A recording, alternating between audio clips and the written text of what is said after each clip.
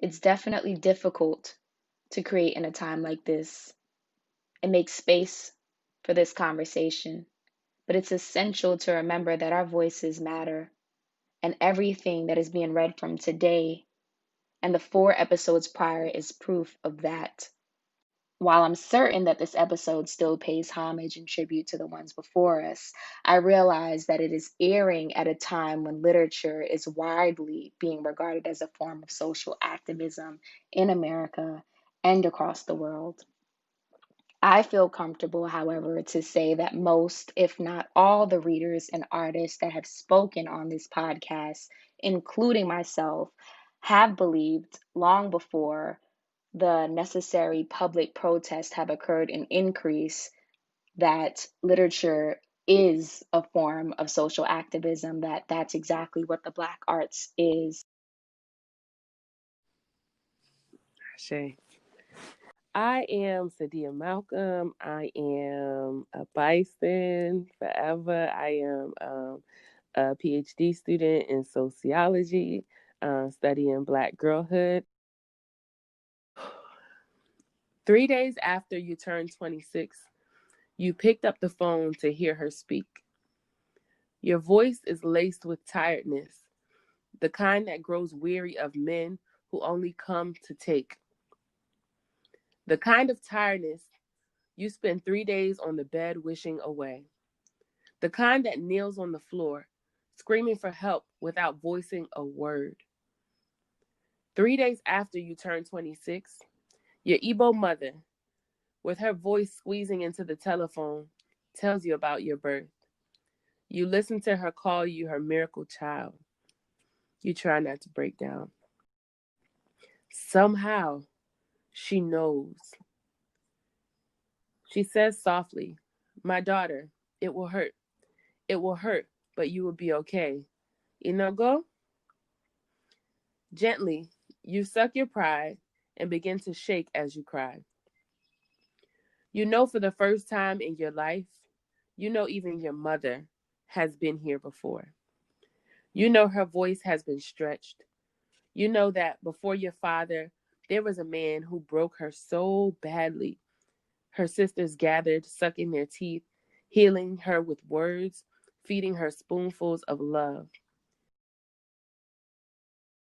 My name is Kathleen Antoine Abiala. Actually, I want to just say a little bit about I've known Carmen a long time, and so it's a privilege to be on this podcast with her and sort of see her work. So I really feel honored to be joining you. But I am, in terms of who I am a Black woman, and I'm a Black woman of Haitian heritage. I was born here in the United States, but I make that distinction of being of Haitian heritage because it's an important part of my identity and how I see myself, um, my view of the world. I believe I'm addicted to liberation because of that. Recognizing the history of Haiti, and the role that that history played in all of world history, right? And so that's an important part of my identity. I consider myself a goddaughter of Toni Morrison. I consider her like kin, literary kin for sure, because I love her and respect her work so much. This is actually, it's a passage that I think often is referred to as the clearing, or the passage that takes place in the clearing. And as we know, Baby Suggs is the matriarch. She is the mother figure in Beloved. She is the person who really helps Sepha, um, you know, when she's able to get through the harrowing experience that she went through. And so she says this part of it, the sermon the Baby Sugg delivers in the clearing woods. "Here," she said, "in this place, we, flesh that weeps, laughs, flesh that dances on bare feet in grass, love it hard. Yonder, they do not love your flesh. They despise it. They don't love your eyes. They just as soon pick 'em out. No more do they love the skin on your back. Yonder, they flay it. And oh, my people, they do not love your hands. Those they use, tie, bind, chop off, and leave empty. Love your hands. Love them. Raise them up. Kiss them. Touch others with them. Pat them together. Stroke them on your face. Because they don't love that either. You got to love it. You. And no, they ain't in love with your mouth. Yonder, out there, they will see it broken and break it again. What you say out of it, they will not heed. What you scream from it, they do not hear. What you put into it to nourish your body, they will snatch away and give you leavings instead. No, they don't love your mouth. You got to love it. And oh, my people out yonder, hear me. They do not love your neck unnoosed and straight. So love your neck. Put a hand on it, grace it, stroke it, and hold it up. My name is Joel Rohn. I'm a PhD student in English at the University of Chicago, also a Howard graduate, also a Marshall Scholar. I'm really interested in historical representation in literature and literary studies.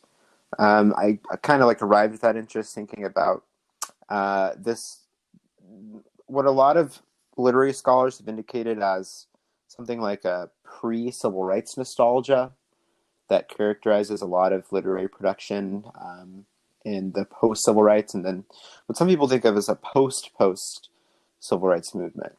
So in the 70s, there are novels, kind of like Ernest Gaines, Miss Jane Pittman, being a case in point, that kind of are nostalgic for the 60s, like it's a decade. And then there are novels like later on, again, Ernest Gaines, A Lesson Before Dying, and that he writes in the 90s. What I'm going to read from today is James Baldwin's Go Told on the Mountain, which he published in 1952. This sound had filled John's life, so it now seemed, from the moment he had first drawn breath.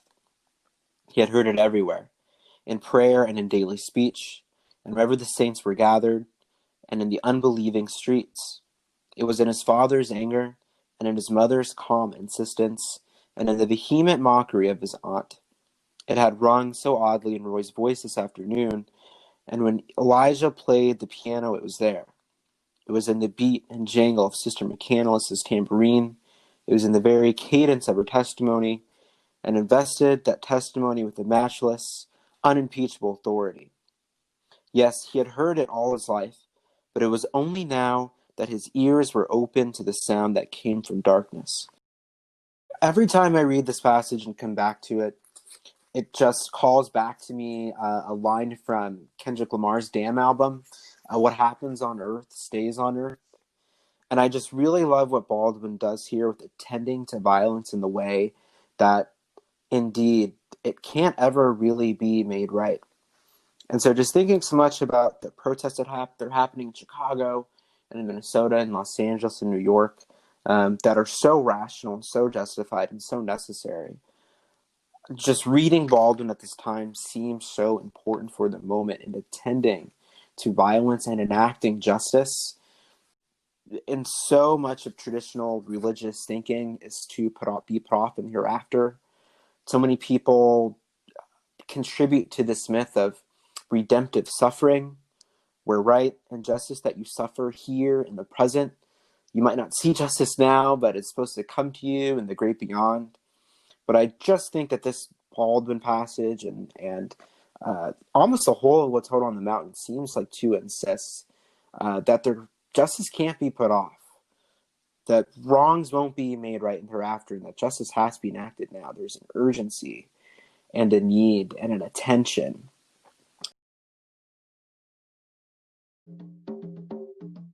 What you reading? I be hearing you on that little podcast and stuff, girl.